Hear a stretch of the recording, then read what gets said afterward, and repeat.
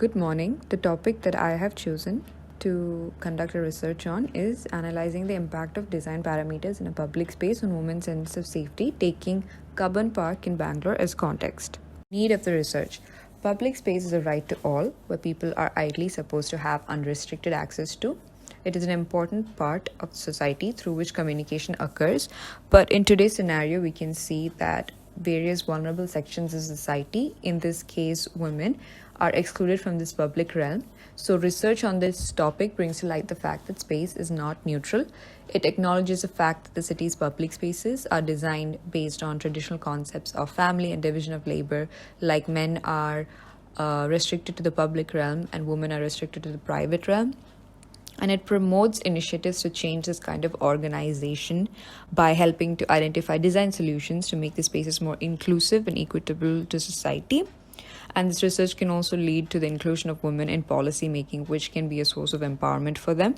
A city that works well for women, girls, and gender minorities of all ages are connected, safe, healthy, and secure for all sections of society. The central research question is, what is the significance of design measures in public spaces on women's perception of safety in Cubbon Park, Bangalore? And the sub-research questions that support the central research question is, do women have equitable access to public space? If not, how differently do they navigate these spaces? What are the different factors that impact women's sense of safety? And is there a difference between how women perceive safety and how designers conceive what safety is supposed to be in these spaces, and what are the perceptions of safety in urban parks, and what is the current scenario of Cubbon Park as an open public space, and how are women perceiving safety in this park. The aim of this research is to analyze the effects of different design parameters of an open public space, that is Cubbon Park, on the perception of safety for women. And the objectives that are undertaken to achieve this aim are to understand what women's safety means in today's urban scenario, and to understand how women navigate public spaces and the significant factors that affect the usage of these spaces, to draw up certain parameters after studying various literature reviews and literature case studies, and to use these design parameters in analyzing a live case study, that is Cubbon Park, and suggesting guidelines to make this park more accessible and safer for vulnerable sections of society. The scope of this research is that it focuses on urban design parameters of one type of open public space, that is an urban park, and the findings of this research may not be applicable to all types of public spaces. The limitations of this research is that the research findings may not be generalizable across all contexts, such as cultural contexts or geographical contexts, because the woman's sense of safety can differ varyingly across different cultures or different geographic locations. And due to time constraints, the sample size of the primary study is small and may not be representative of a larger population. The literature review is broken down into 5 main topics, and articles, journals, books have been explored under each of these topics. The first topic is public spaces, unequal access. Second topic is, how do women navigate public spaces? Third topic is parameters impacting women's sense of safety in these public spaces. And fourth topic is women's perception of safety in urban parks. And the fifth topic is a general overview on Cubbon Park, Bangalore. The first part of the literature review is related to unequal access of public spaces, where barriers that limit accessibility have been explored, including physical barriers, social barriers, and economical barriers. The major factors that affect this unequal usage are safety concerns, gender norms, design of infrastructure, cultural as well as social norms, etc. The second part of literature review is related to how women navigate these spaces with these limitations in mind. Studies have shown that activities of men and women differ. Women fulfill different roles as that of mothers, entrepreneurs, people running a household, etc. Therefore, women travel longer distances to achieve the target of completing their tasks as compared to that of men.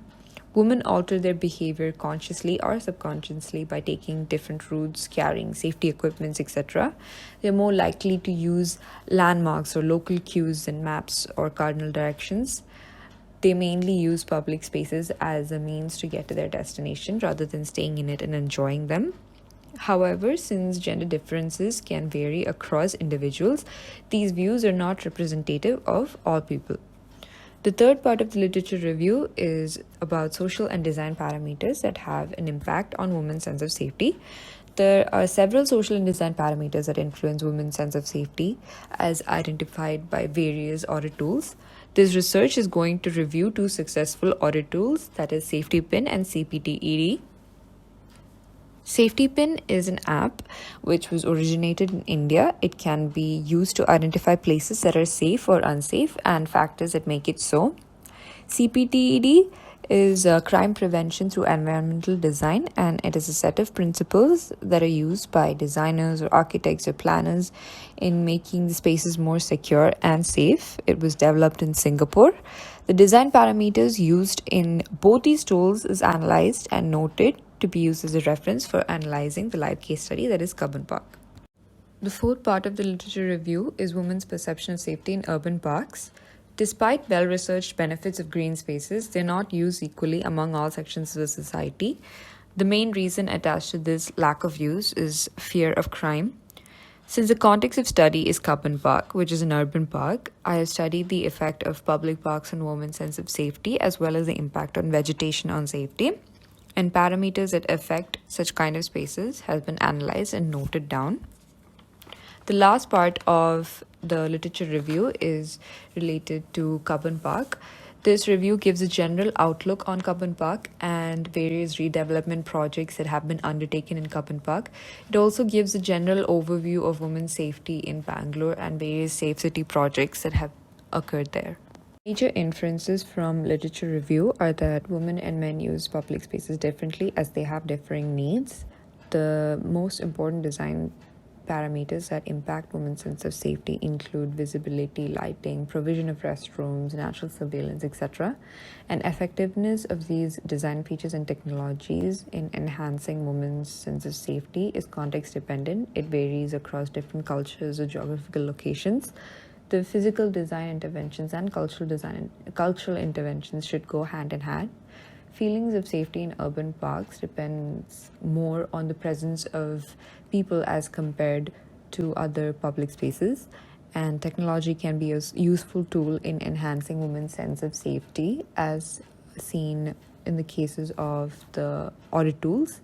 Overall, the literature review highlights the importance of considering women's safety in public space and the need for a comprehensive approach that includes physical design interventions as well as technological interventions, social and cultural interventions, and they should aim at challenging gender norms and promoting gender equality. This is an infographic showing the four main streams of the She Rises framework introduced by Safety Pin. It is a framework for gender transformation of cities, and it has been divided into four major streams of knowledge, which has been further subdivided into its respective parameters that determine safety.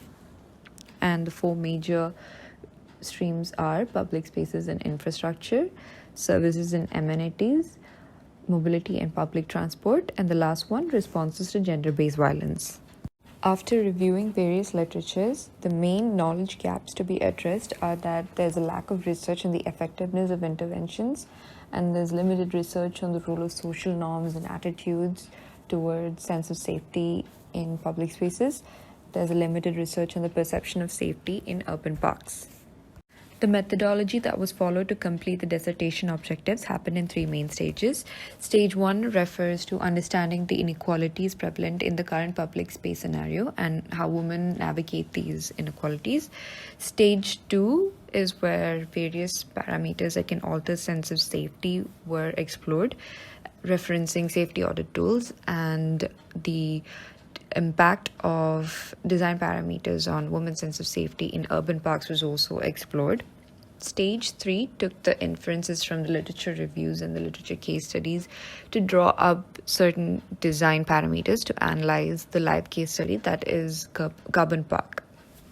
The live case study area chosen is Cubbon Park, Bangalore. The area has been chosen because it is one of the biggest open public spaces in Bangalore, with various reforms that have been undertaken to make it safe and various redevelopments that have occurred to make it more accessible.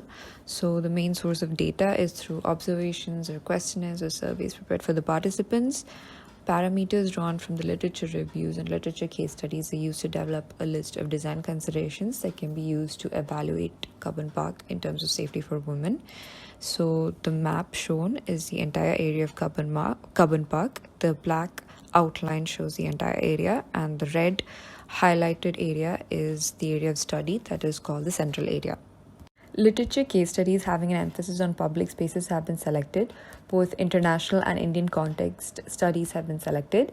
Case studies were chosen on the basis of whether it was an open public space or how relevant the public space design parameters were on women and how it was still in use even after the redesign or reform. The first case study is Plaza de la Luna in Mexico City. It was launched in 2005 as a redesign project, part of an urban redevelopment.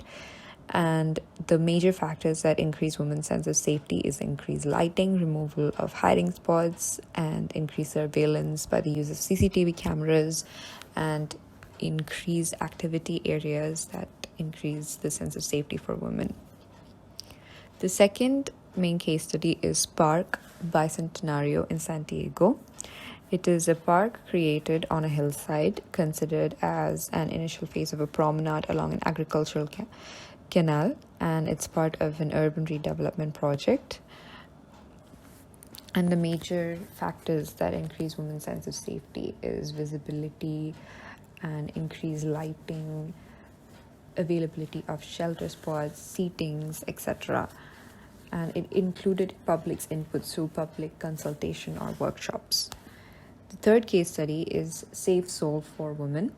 It aims to address issues of sexual harassment against women in public spaces. It includes the training of police and established hotlines, and is one of the most successful projects in decreasing crime in public spaces. And it has seen significant reduction in crime after the introduction of this project. And it is not limited to one particular public place, and it has multiple public spaces. Some of them include the Han River, the Hanal Park, and women-friendly zones were introduced in these public spaces.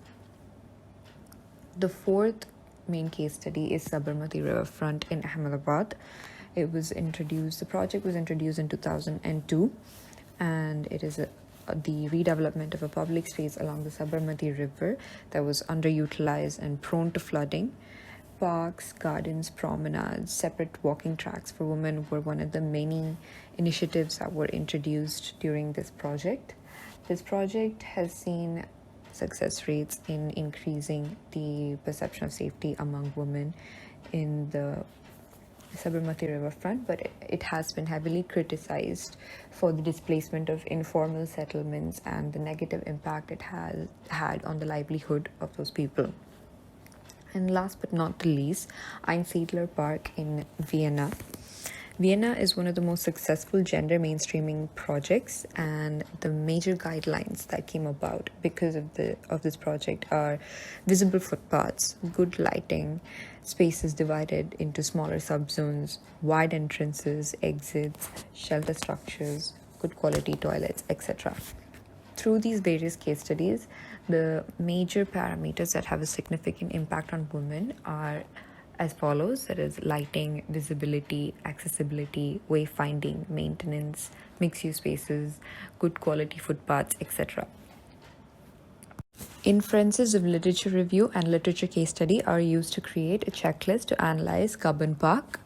The first one is sightlines or openness, and it's seen that the edges of the area are open towards the main roads and commercial developments, but that does not make much of a difference because of the sightlines or the size of the park and the vegetation that is obscuring the edges. Second one is entrapment areas. The park is abundant with entrapment areas. Third one is activity areas. There's lots of potential for transforming spaces next to pathways into activity areas so that there is a natural surveillance. And activities can include community services, cafes, health programs, traveling libraries, etc. The fourth one is location of activity generators. Presence of street vendors along the main entrance or central lawn area or bandstand area or aquarium area, but there are no major restaurants or activity generators present within the park. The next factor is a nighttime use, not it is seen that the park is not at all suitable for nighttime use because of the presence of heavy and dense vegetation that can seem intimidating, and due to the lack of well-lit spaces. The park timings are from 6 a.m. to 6 p.m. The next factor is signage. Signage is not adequate enough in comparison to the size of the park. Many signboards are in need of maintenance. The next factor is lighting. Lighting during the day is adequate enough to see and be seen, except if you take the case of where the vegetation is dense. Nighttime analysis could not be properly taken because the park closes at 6 p.m. The next factor is surveillance. There wasn't any security personnel patrolling the park. CCTV cameras could be seen at various locations, but the quality or assurance of these cameras were questionable. The next factor is optimization and linkages. The park is very well linked with the pedestrian roads that are like MG Road, Kasturba Road, Kabban Main Road, etc. It is also in close proximity to the shopping and entertainment districts. The maintenance factor, it is fairly well maintained. There are well-maintained pathways, well-manicured lawns, etc. The public toilets are only present near the entrance gates and main structures like the bandstand, central library, etc. But these toilets are not properly maintained. They lack hygiene and cleanliness. The next factor is visibility. And in the park, the visibility is very poor. If people keep to the main pathways that is adjacent to the roads in the central area, then everyone will be visible. But walking trails along the vegetation have little to no visibility. The people factor. Along the major vehicular roads, the footpaths are well walked on, at least during the day. The surrounding land users also see lots of footfall since the places are mostly shopping and entertainment districts. But within the densely vegetated areas, the footfall of people are less. Walk path. Pedestrian paths along the main vehicular roads have comfortable walking paths, well-maintained walking trails that cut along the greenery. Differently able people are also included in this public realm with wheelchair-friendly paths. The factor of public transport. Kabban Park is in the center of the city, so it is well connected to the rest of Bangalore through various modes of public transport like metro, bus, auto, taxi, etc. Next factor is gender usage. Mixed gender usage is more prevalent, but among genders that use a space, women appear to use it mostly in groups and not alone. The second last factor is vegetation. The densely vegetated areas do not have much footfall. People use it for some peace and quiet during the daytime. The bushes are properly trimmed, the edges are well kept and maintained. But even so, there is less usage of people amongst densely vegetated areas. The last factor is boundary. Boundaries have high walls giving a sense of enclosure, and it may also give the feeling of entrapment. With reference to the parameters, the photographs of the site is provided. So in the survey, the interview sample is about 80 people, and 60% of the people are brought up in Bangalore and 40% belong to the other category. This survey was carried out in January 2023. The average age of the people interviewed was 27. Many were professionals or college students. So the various survey questions that were asked were reason for choosing the leisure spaces, and if they think the space is safe. If not, what would it take to make the space safe, and the times of the day women use public spaces, and major safety conditions which were put forth by UN Women were shown to the participants, and they were asked to choose which conditions felt significant enough in deciding the safety of that place. These were some of the major survey questions that were chosen to ask to the participants.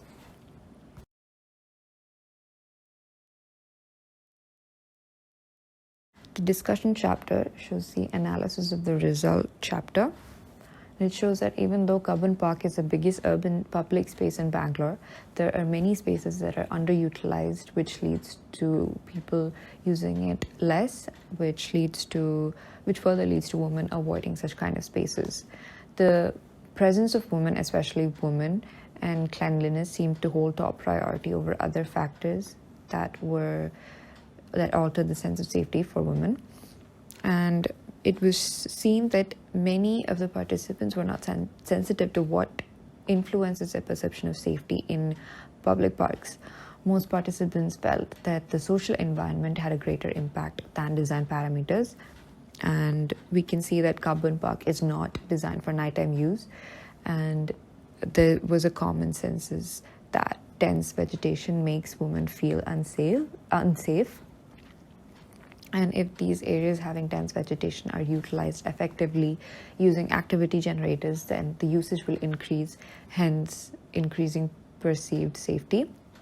Even while being surrounded by areas that are active at night, since Carbon Park is surrounded by entertainment districts and shopping districts, majority of the people still not want to wander the park at night.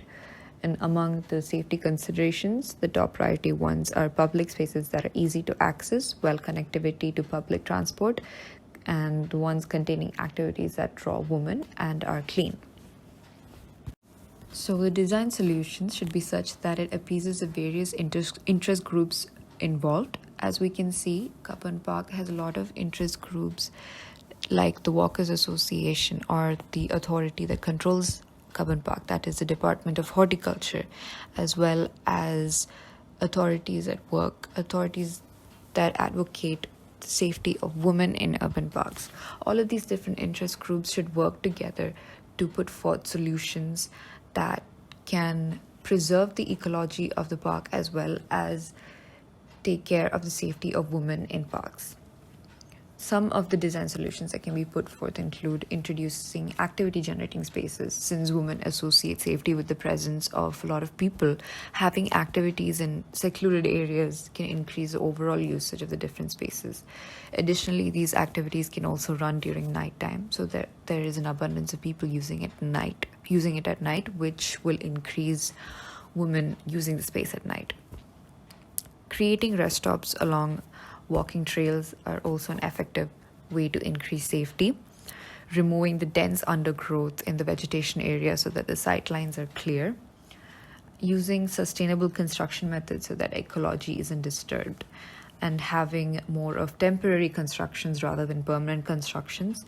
And introducing active play equipment or gym equipment that is along walking trails, but will increase the activity along these trails, hence increasing the sense of safety. Conducting environmental studies and providing lighting in such a way that doesn't damage the vegetation. And providing more security and surveillance, both physical as well as computer aided. Providing adequate restrooms that cater to the needs of women, that has appropriate pad dispensing units or sanitary napkins, etc. And providing help stops at equal intervals. For mothers and newborn children, provision of baby feeding rooms, footpaths that accommodate baby strollers, wheelchairs, etc., play areas that accommodate differently abled people, and having specific times of entry to extremely densely vegetated areas so that people do not go in there unsolicited. Involving users also in the maintenance of parks can increase usage so that women can have an increased sense of safety. In a conclusion, we can say that the significance of the design measures in public spaces, it lies in the potential to create more accessible, more activity generating, well-maintained environments that promote safety and inclusivity for all users, including women. And government should also play a major part in implementing policies by consulting various interest groups so that there is no clash of interests. Like as we can see in the case of Carbon Park, the Smart City project was opposed by the Walkers Association because they claimed that there was no need for improving or redeveloping the spaces in Carbon Park because it will destroy the ecological balance. But there is a need for development, as we can see that a lot of violence occurs in isolated areas in parks. So redevelopment is a necessity, as well as preserving ecology is a necessity. So the government or the authority that is in control of the park, the Department of Horticulture, should work in tandem with all these various interest groups and create policies that cater to all their differing needs so that women are not excluded in such a beautiful public space.